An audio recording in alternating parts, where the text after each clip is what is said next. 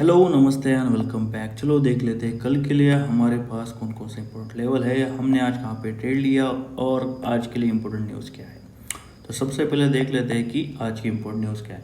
Fade का interest rate decision आने वाला है, रात को 11:30 बजे आएगा, तो उस पर ध्यान दीजिएगा। ग्लोबल मार्केट उसी के हिसाब से आज मूव करने वाले हैं, क्योंकि अगर 4.5 है परसेंट है, अगर इसे कम किया 4.5 से तो मार्केट में हमें अपसाइड एक मूव देखने को मिल सकता है। लेकिन वॉर का भी टेंशन बना हुआ है, तो उस पर भी ध्यान जरूर रखिएगा।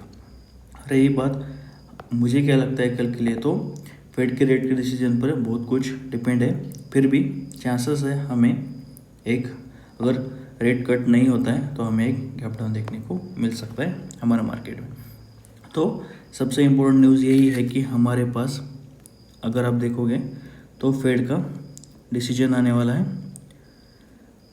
प्रीवियसली 4.5 था, फोरकास्ट है कि अभी भी उतना ही रखेंगे। अगर कम किया यानी कि 4.25 हुआ तो चांसेस है मार्केट में हमें एक अपसाइड रैली देखने को मिले ग्लोबल मार्केट में।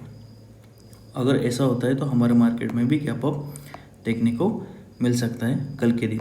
तो 2-3 चीज़ें ध्यान रखो, मीटिंग है उस पर कुछ हो या ना हो, क्योंकि वॉर का भी प्रेशर बना हुआ है, इसलिए सिर्फ न्यूज़ बेस्ड ट्रेड मत कीजिएगा।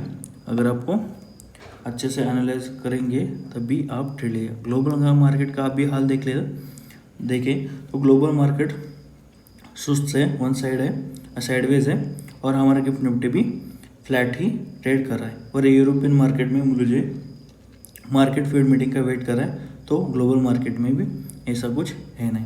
रही बात आज की ट्रेड की, तो आज हमने एक छोटा सा 1000 रुपीज़ का लॉस किया है।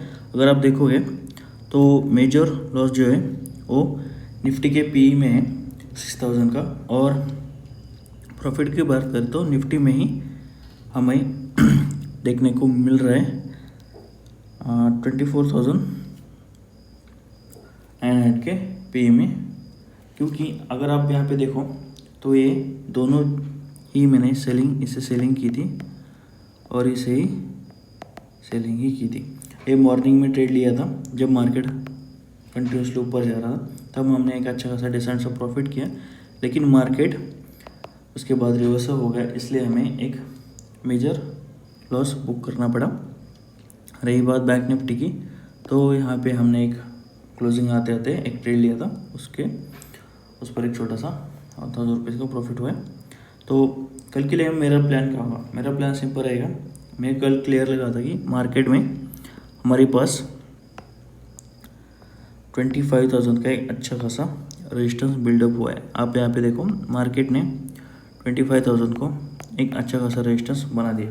अगर फेड की मीटिंग का डिसीजन आके मार्केट का गैप अप खुलने के बाद 25,000 को ब्रेक कर दे तो अपसाइड एक अच्छे खासे रैली देखने को मिल सकती है। लेकिन वॉर का प्रेशर बन सकता है और मार्केट फिर एक्सपायरी 25,000 के आसपास क्लोजिंग देने की कोशिश कर सकता है। तो इस बात का ध्यान रखिएगा, क्योंकि अगर मार्केट में कोई भी वन साइड मूव आएगी तो उसको वॉर का टेंशन होगा। इसलिए मार्केट शायद मेरे ख्याल से कल के दिन हमें साइडवेज देखने को मिले। अगर बहुत बड़ा गैप ऑफ या फिर गैप डाउन खुलता है तो हमें मार्केट साइडवेज ही देखने को मिल सकता है। साइडवेज टू अप साइड अगर गैप अप खुला और साइडवेज टू डाउन साइड अगर गैप डाउन खुला, ऐसा मेरा व्यू है। तो अगर लेवल्स की बात करें तो मेरे लिए कल के लिए जो इम्पोर्टेंट लेवल निकल के आता है वो है 24,750 का एक इम्पोर्टेंट सपोर्ट है, और उससे पहले 24,800 का एक अच्छा खासा सपोर्ट हमारे लिए है। 800 ब्रेक हो चुका है, कल के लिए मेरा इम्पोर्टेंट होगा 24,750 का सपोर्ट। अगर इसे ब्रेक करता है तो डाउन साइड में हमें टारगेट ओपन हो जाता है 24,600 फर्स्ट, और उसके बाद 24,500, जो कि यहाँ तक फाइनल टारगेट आता है। दोस्तों कल के दिन आ सकता है, क्योंकि एक मेजर मूव हमें देखने को मिल सके अप साइड में। जब तक मार्केट 25,000 से लेके 25,100 के लेवल को ब्रेक नहीं करेगा, प्लान मत कीजिएगा, क्योंकि अपर साइड से अच्छा खासा प्रेशर ओपन इंटरेस्ट बना हुआ है।